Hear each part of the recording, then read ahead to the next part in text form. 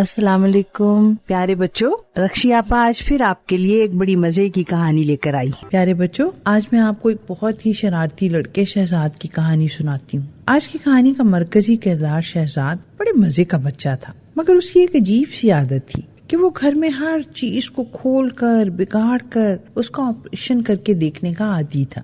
شہزاد کی امی اس کی اس حرکت سے سخت تنگ آ چکی۔ وہ ہر دم اسے کوستی کہ تم نے گھر کی ہر چیز کا انجر پنجر الگ کر دیا ہے، اور اسے وارننگ دیتی رہتی تھی کہ کسی چیز کو چھیڑنا یا توڑنا نہیں چاہیے، اس طرح تمہیں چوٹ آ جائے گی یا سامان کا نقصان ہو جائے گا۔ اس کی امی ان حرکتوں سے بہت زیادہ نالاں تھی۔ کبھی وہ اپنے کھلونوں کی چیر پھاڑ شروع کر دیتا اور کبھی گھر کی مشینوں کو پیچ کی مدد سے کھول دیتا، جس سے وہ ناکارہ ہو جاتا۔ بچوں، شہزاد تھوڑا سا ڈھیٹ بھی تھا۔ اچھا بھلا پڑھتے پڑھتے اپنی بڑی بہن کے کھلونے توڑ مڑوڑ کر پھینک دیتا، کبھی تو جناب فون سیٹ کو الٹا رکھ کے پیچکس کی مدد سے چھیڑ رہا ہوتا، اور کبھی ٹی وی کو کھولنے کی کوشش میں مصروف نظر آتا۔ یہی اس کا پسندیدہ مشغلہ تھا۔ اپنے اس تجسس کے ہاتھوں بچوں وہ الٹے سیدھے کام کرتا رہتا تھا۔ وہ دراصل دیکھنا چاہتا تھا کہ آخر یہ چیز بنی کیسے ہے اور اس کو جوڑا کیسے گیا ہے۔ اس کے ماں باپ اسے بہت سمجھاتے کہ کچھ سیکھنے کا جذبہ بہت اچھا ہے،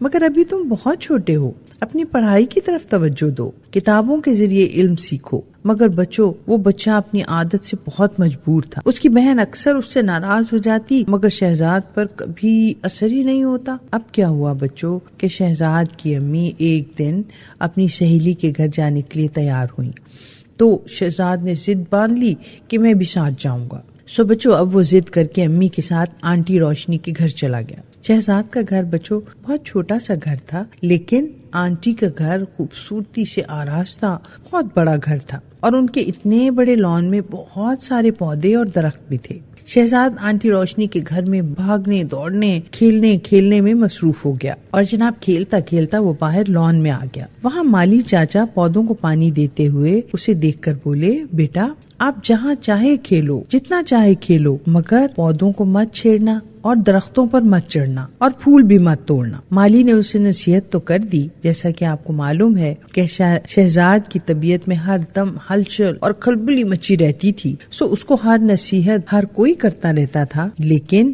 اس پر عمل کرنا اس کی اپنی مرضی۔ اس کا مزاج دیکھ کر مالی نے اسے دوبارہ کہا کہ دیکھو بیٹا، درختوں کو مت چھیڑنا، تمہیں نقصان ہو سکتا ہے۔ شہزاد نے مالی کی نصیحت تو سن لی، مگر ایک کان سے سنی اور دوسرے سے نکال دی۔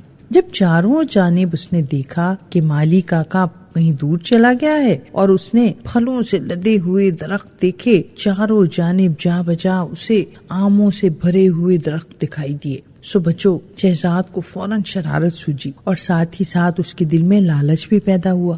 اس نے سوچا، یہ جو ڈھیر سارے آم کے درخت ہیں، اگر ان میں سے کسی ایک درخت پر چڑھ کر میں ایک آدھ آم کھا لوں گا تو اس سے کیا فرق پڑے گا۔ سو بچوں، شہزاد نے سب سے آنکھ بچا کر درخت پر چڑھنا شروع کر دیا۔ بس تھوڑی ہی دیر گزری تھی کہ آنٹی روشنی اور امی نے شہزاد کی زوردار چیخیں سنی۔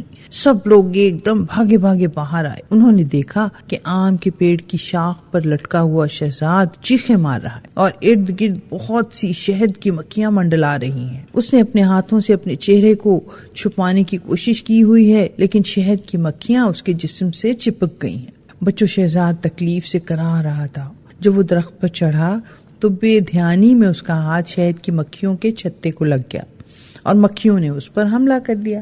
مالی بھی اسے دیکھ کر بہت پریشان ہوا۔ شہد کی مکھیوں کو چھیڑنا تو مصیبت کو دعوت دینے کے برابر ہے۔ سو بچوں، مالی دور سے بھاگتا ہوا آیا، اور اس نے جلدی سے درخت کے ساتھ ایک چھوٹی سی سیڑھی لگائی اور شہزاد کی ہمت بندھائی، اور اسے کہا، گھبراؤ مت۔ اب وہ بڑی مشکل سے شہزاد کو نیچے لایا، اور اس کی امی اور آنٹی اسے جلدی سے گھر کے اندر لے گئیں۔ اس کو فوراً پانی کے شاور سے نہلایا، اور اس کے جسم سے چپکی شہد کی مکھیوں کو ہٹایا۔ اس کے بدن پر دوا لگائی اور درد کم کرنے کے لیے دوا کھلائی۔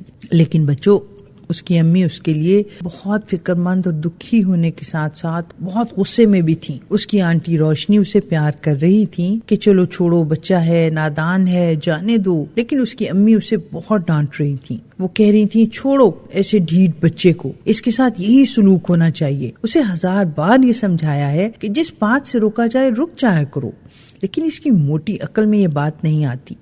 سو بچوں، یہ شرارتی کسی کی بات نہیں مانتا تھا، مالی نے کتنے پیار اور کتنی ہمدردی سے سمجھایا کہ اپنے ساتھ ایسا سلوک نہیں کرنا، درختوں سے دور رہنا، ان درختوں میں خطرہ ہے، لیکن یہ تو کسی کی بات نہیں سنتا تھا۔ جب اس کو منع کیا گیا کہ تم درختوں اور پودوں کو مت چھیڑو، تو کیوں اس نے درخت پر چڑھ کر شہد کی مکھیوں کو دعوت دی؟ اب بتاؤ روشنی، اگر شہد کی مکھیاں زیادہ کاٹ لیتی تو اس کی جان کو خطرہ ہو سکتا تھا نا؟ شہزاد کی امی نے روتے روتے بولا۔ اس کی آنٹی روشنی نے کہا کہ بیٹا، یہ آم تم سے اچھے تو نہیں ہیں، تم جتنے چاہو آم کھاؤ، لیکن بیٹا بڑوں کی بات ماننا، دوسروں کی نصیحت پر عمل نہ کرنا نقصان کا باعث بنتا ہے۔ اور بچوں، شہزاد کے گال اتنے موٹے موٹے اور ہاتھ اور پاؤں بھی بہت سوجے ہوئے تھے، اس کے جسم پر مکھیوں نے کاٹ کاٹ کر زخم بنا دیے تھے۔ اور بچوں، اس دن کے بعد پھر اس نے توبہ کر لی کہ اسے جس چیز سے منع کیا جائے گا وہ کبھی بھی وہ کام نہیں کرے گا۔ روز کی طرح کل تک رکشی آپا آپ سے اجازت چاہتی ہیں۔ کل پھر ایک اور پیاری سی مزے کی کہانی کے ساتھ میں پھر آپ کے پاس آؤں گی۔